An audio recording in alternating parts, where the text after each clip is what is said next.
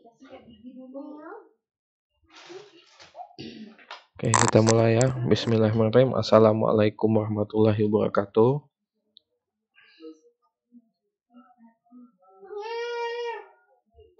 Oke, terima kasih ya kepada teman-teman untuk waktunya. Kita kuliah dulu sebentar untuk pengganti kuliah hari ini, dikarenakan Bapak ditugaskan oleh Prodi Agroteknologi untuk menguji kakak tingkat Anda di mata tadi. Harusnya rekan-rekan datang kali ya untuk ada yang datang nggak tadi seminar hasilnya kakak tingkat tadi? Halo? Nggak ada ya? Oh ya. Nah, tadi penelitian kakak tingkat Anda tentang analisis kesesuaian lahan ya.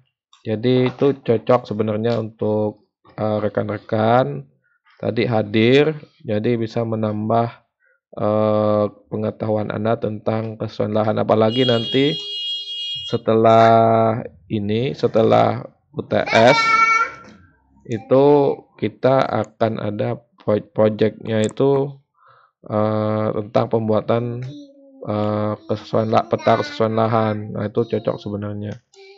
Mungkin Bapak lupa ini ya. Jadi tadi sudah ditugaskan, jadi mau tidak mau akhirnya Bapak harus hadir ya. Nah, untuk pertemuan kali ini kita bicara tentang basis data.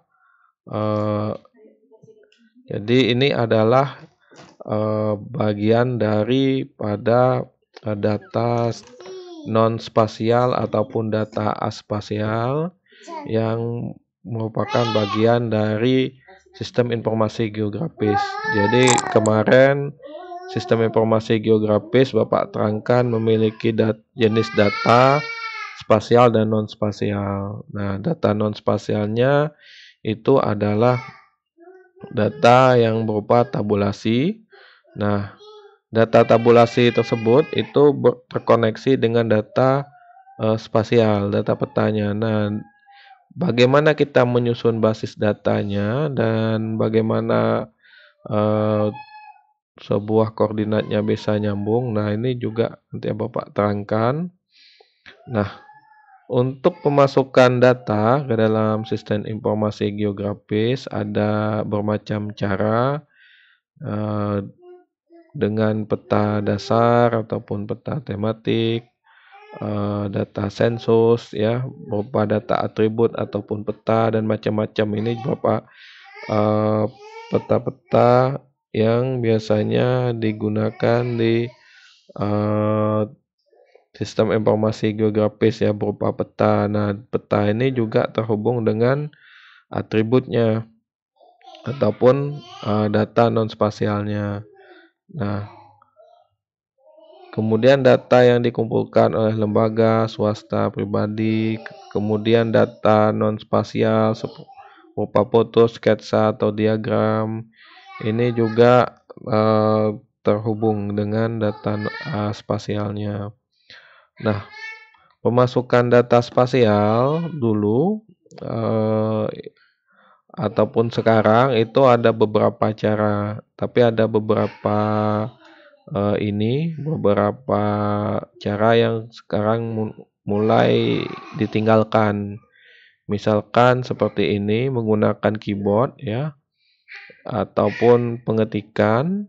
Nah, ini sudah mulai ditinggalkan, dan juga digitasi manual atau semi manual yang menggunakan digitizer ataupun itu sudah juga mulai ditinggalkan, hampir-hampir tidak ada. Nanti Bapak tunjukkan ya datanya. Nah, pemasukan data spasial ada yang pertama menggunakan digitasi manual atau semi manual. Nah, ini menggunakan alat yang namanya digitizer untuk mendigit ataupun mendigit seperti ini ya. Nah, ini datanya. Jadi mendigit ini peta yang sudah dicetak itu didigit menggunakan alat seperti mouse ini. Ini namanya digitizer. Nah, Kemudian itu di mouse ini terhubung dengan komputer. Nanti dia akan menggambar data vektor yang nanti akan tergambarkan di komputer. Nah, itu salah satu contoh digitasi manual. Ya. Kemudian ada yang semi otomatik menggunakan scanner, ada juga menggunakan plotter seperti ini. Nah, ini plotter ya namanya. Nah, ini sudah mulai jarang digunakan. Paling untuk plotter ini yang kadang-kadang digunakan untuk men-scan data-data lama berupa peta cetak ya untuk dimasukkan ke dalam komputer. Nah, ini yang biasanya sering digunakan. Nah, kalau yang digitizer kemudian dengan uh, scanner ini, scanner yang berupa yang bentuknya seperti ini udah mulai jarang digunakan. Nah, yang kedua ini adalah scanner dalam bentuk plotter tadi. Nah, ataupun scanner dalam bentuk scan seperti printer Anda. Nah, itu juga sekarang juga sudah mulai jarang digunakan. Paling untuk men-scan hasil foto hasil uh, cetaknya, hasil peta cetak ya. Nanti biasanya dari peta cetak nanti itu didigitasi, biasanya digitasinya itu on screen melalui layar untuk dirubah ke data vektor. Nah, jadi saat di-scan itu berupa data raster, saat kemudian digitasi menggunakan digitasi on screen ya, atau digitasi melalui layar ini, nanti dia akan berubah jadi data vektor. Kemudian digitasi fotogrametrik. Maksudnya di sini digitasi menggunakan citra ataupun foto udara. Kemudian menggunakan keyboard ini uh, jenisnya topo ya. Nah, dulu namanya. Nah, ini sudah jarang digunakan. Ini penggunaan memasukkan titik koordinatnya atau itu satu persatu menggunakan keyboard. Jadi sangat ribet sekali saat Anda menggambar suatu poligon, misalkan seperti ini segi 4. Ini satu persatu Anda harus mengetik koordinatnya, baik itu garis lintang ataupun garis bujur. Nah, yang paling sering digunakan sekarang ini adalah digitasi on screen. Jadi Anda membuat suatu poligon itu eh, berdasarkan ataupun membuat data vektor itu berdasarkan citra satelit yang ada di software yang ada di layar Anda. Nah, itu namanya digitasi on screen. Jadi misalkan ini adalah luas lahan daripada sawit. Nah, Anda mau berdigitasi itu satu persatu seperti Anda membuat poligon pada saat kita praktikum dulu. Nah, seperti itu. Nah, kemudian ada sistem menggunakan GNSS sebenarnya ya, GNSS ya, Global Navigation Satellite System. Nah, GPS ini adalah sistem positioning ataupun sistem uh, lokasi secara global punyanya Amerika. Nah, ada juga punya Cina seperti Baidu itu punya Cina, ada punya Rusia namanya bukan GPS lagi sebenarnya ya.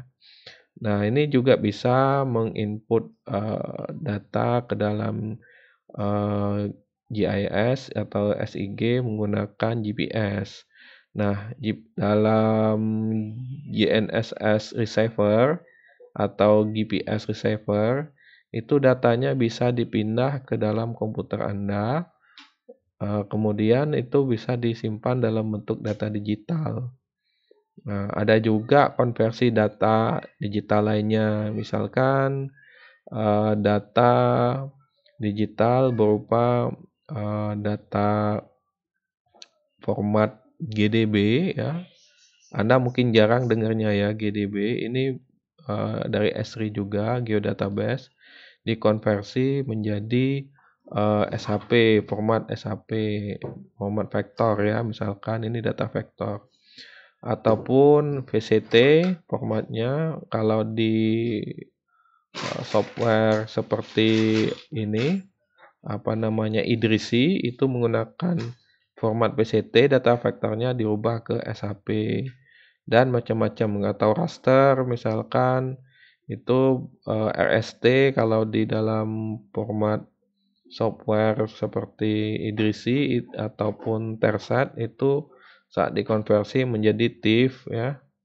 Nah, ini untuk format format data raster di software Esri seperti ArcGIS. Nah, itu juga cara memasukkan data spasial ke dalam software GIS.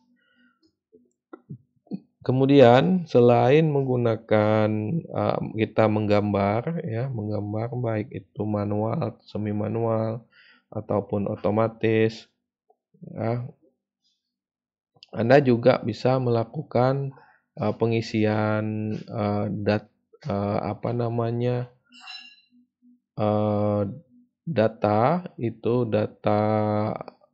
eh, atau titik koordinat menggunakan seperti spreadsheet ya, ataupun jenis database seperti Excel ya, software database seperti Excel dalam bentuk ataupun urutan ataupun daftar koordinat langsung dimasukkan ke dalam software ArcGIS, itu juga bisa.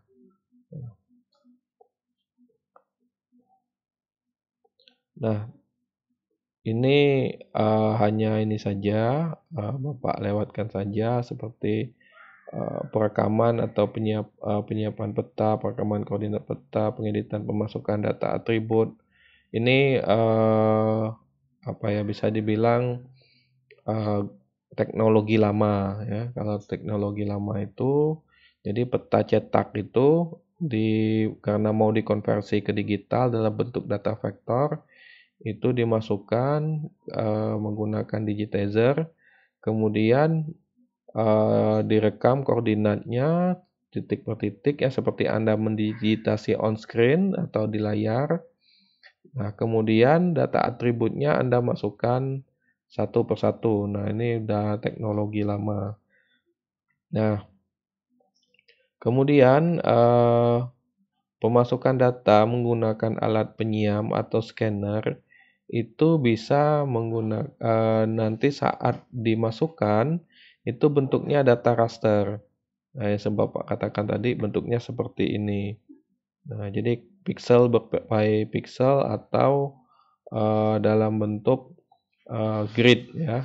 Nah, semakin detail alat scan-nya itu semakin banyak pixelnya, nanti semakin bagus gambarnya, tidak terlihat pixelnya. Nah, kalau mau berubah menjadi data vektor seperti yang di kiri ini, ya ini Anda harus mendigitasi. Nah, digitasinya bisa dilakukan dengan teknik on screen, ya bisa.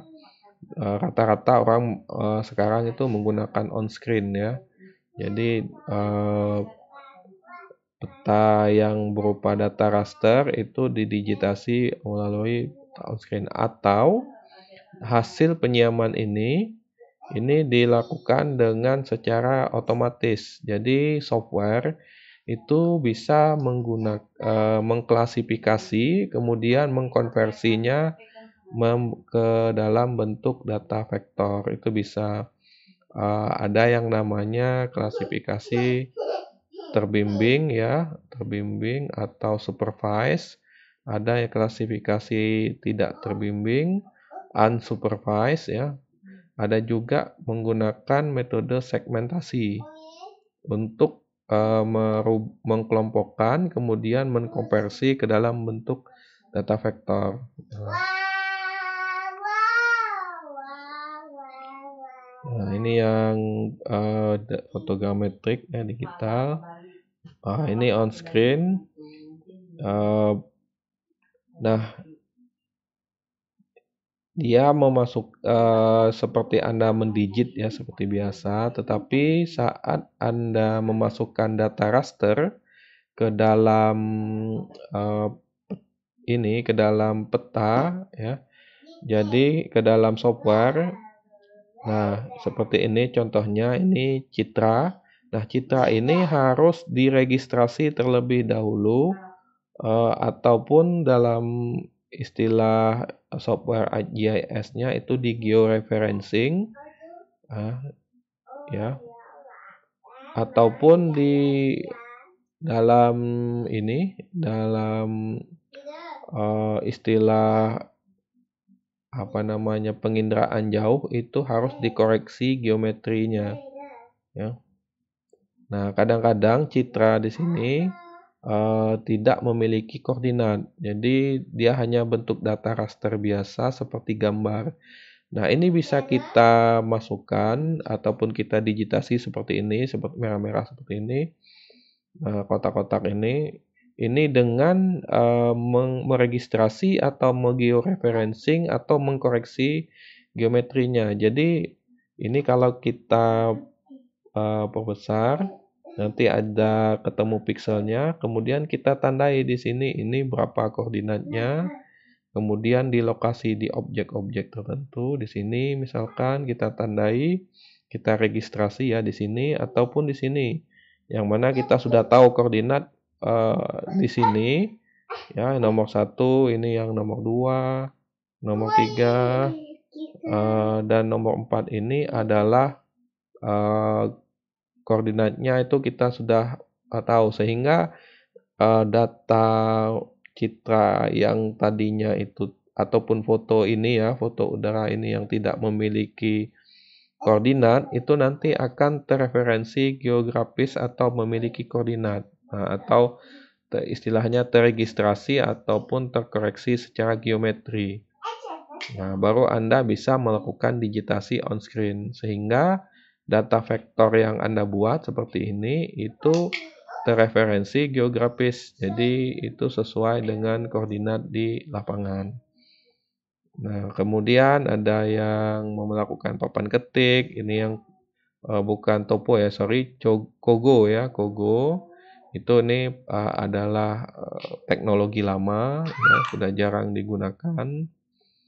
Kemudian melalui GPS ya, seperti Anda merekam data, nanti kita akan praktikum tersebut ya, untuk penggunaan GPS untuk merekam titik koordinat. Nah, biasanya.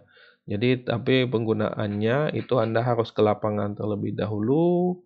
Biasanya itu minimal ada 4 satelit yang tertangkap dari GPS tersebut. Nah, nanti barulah Anda bisa merekam titik koordinatnya menggunakan GPS receiver. Nanti akan Bapak jelaskan lagi masalah GPS ini ataupun GNSS ini bagaimana cara kerjanya. Ini salah satu contoh perekaman data menggunakan metode absolut ya. Nah, nanti akan ada metode diferensial, ada juga metode yang digunakan GPS geodetik atau real time kinematik ya. Nah, itu ada juga metodenya, nanti Bapak jelaskan. Nah, yang mana nanti di GPS ataupun GNSS receiver-nya itu kita bisa transfer ke dalam komputer ataupun laptop Anda. Nah, yang 4 satelit ini menggunakan metode absolut ya. Nah, kalau menggunakan metode diferensial itu berbeda lagi nanti, dan metode real time kinematik. Nah, ini salah satu contoh bagaimana GPS receiver atau GNSS receiver menangkap sinyal.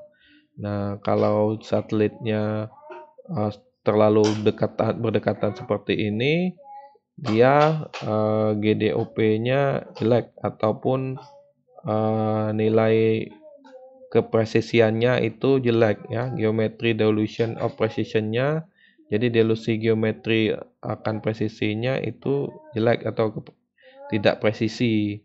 Nah, ini yang baiknya itu seperti ini, jadi agak lebar seperti ini sehingga dapatlah titik koordinat yang presisi.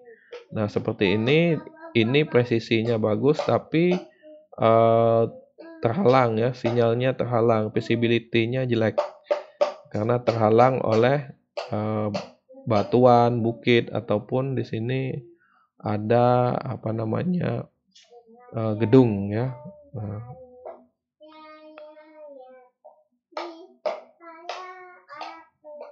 Nah, ini metode dengan koordinat geometri. Ini yang Bapak sebutkan tadi.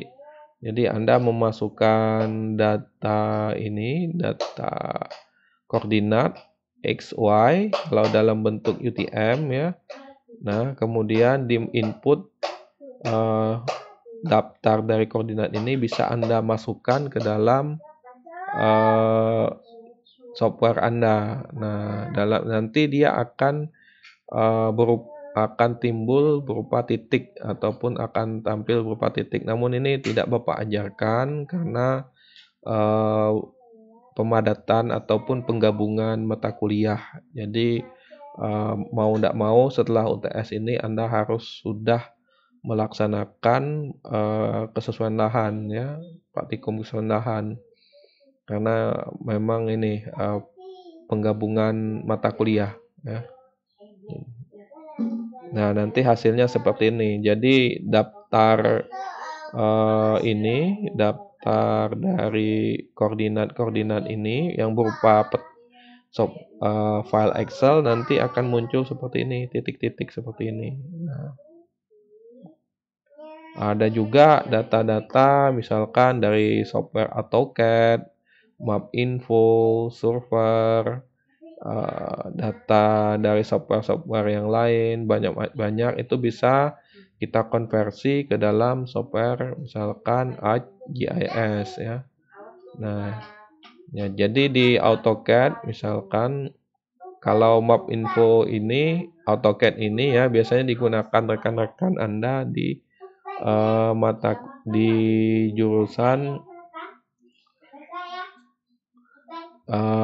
arsitektur untuk mendesain ini apa namanya rumah ya. Itu ada juga AutoCAD Map. Nah, itu AutoCAD Map itu bisa diambil nanti datanya dikonversi ke dalam ArcGIS. Ada juga software MapInfo ini sudah lama atau Surfer. Surfer ini biasanya digunakan adalah software untuk melihat topografi ataupun batimetri ya. Topografi itu bentuk muka bumi atau relief bumi, sedangkan batimetri bentuk relief dari dasar laut biasanya. Nah, kalau ERDAS, Airmaver, Idrisi, NV ini adalah software untuk penginderaan jauh, jadi untuk atau remote sensing. Oke. Nah, ini ya yang Bapak kemarin sampaikan bahwa setiap data spasial itu nyambung dengan data non spasialnya dan setiap data spasial itu memiliki satu ID di sini yang menyambungkan. Nah, kalau di software ArcGIS dia feed namanya. Nah, ini ID sama saja. Nah,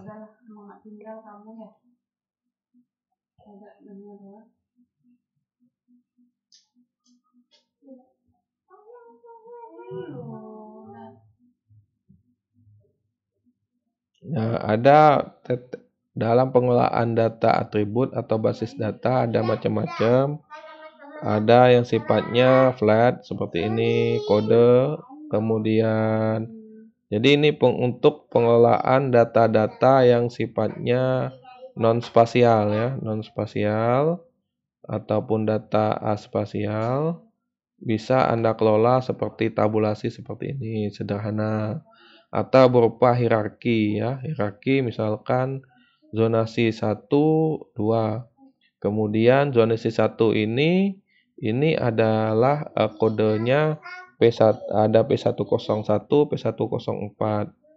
Nah, kemudian yang memiliki lahan misalkan di P101 itu Henry dan Anto. Nah, kelemahan metode hierarki ini si misalkan Ali ini dia tidak bisa mengakses data di zona yang sebelahnya atau di zona 1. Karena jadi dia kalau mau mengakses ke zona 1 tuh tidak bisa, dia harus ini karena harus berhierarki terlebih dahulu, harus naik kembali ke database sebelumnya P103, kemudian kembali ke database sebelumnya, kemudian kembali ke zonasi, baru dia bisa buka zona 1, kemudian P101. Nah, ini yang biasanya bentuk basis data yang digunakan rekan-rekan Anda di teknologi informasi atau ilmu komputer. Karena pada dasarnya SIG itu sebenarnya adalah sistem informasi berbasis komputer juga, cuman dia bereferensi geografis. Nah, jadi dia bisa dikatakan cabang ilmu suatu sistem pengembangan sistem dari ilmu komputer ataupun ilmu teknologi informasi. Nah, ada yang sistemnya jaringan. Nah, jaringan seperti ini dia bentuknya karena dia jaringan, dia bisa mengakses data di sebelahnya. Misalkan P101 itu bisa mengakses data zonasi ya, sekaligus data pemiliknya langsung Hendrik misalkan. P102 itu kode P102 itu bisa mengakses data zonasi, dia tahu zonasinya berapa, kemudian pemiliknya siapa. Nah, ya beda dengan ini kalau dia P102 itu dia tidak bisa mengakses kode yang ada di zonasi 1. Jadi dia harus naik dulu satu persatu. Nah, ini lebih fleksibel sehingga lebih cepat. Nah, di sini kelemahannya kalau modal basis datanya seperti ini berhierarki, dia lebih lama mengakses data, sedangkan modal jaringan itu lebih cepat. Ada juga relasional ini dia lebih cepat lagi daripada yang sistem jaringan. Nah, itu contoh relasional itu yang Anda gunakan dalam software ArcGIS ya. Nah, ada juga orientasinya objek. Jadi saat dia sistemnya seperti Anda mengklik misalkan poligon, saat Anda diklik, nanti dia akan muncul semua basis datanya, atribut, kode luas pemilik, ya, kemudian misalkan di sini juga kepemilikan, kemudian zonanya itu akan keluar semua, tapi itu berbasis objek.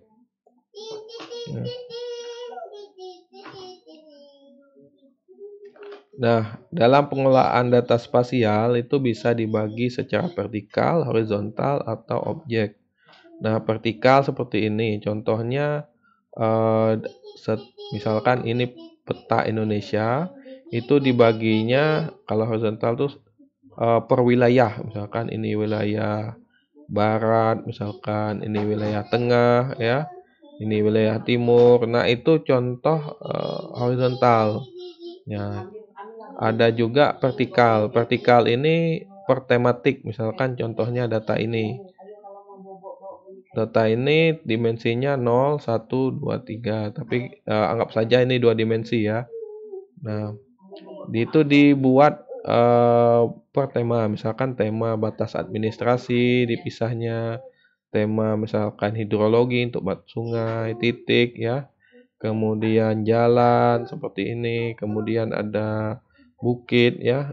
Nah, itu cara membagi datanya. Ada juga secara objek, misalnya per pulau ya, mengelola datanya.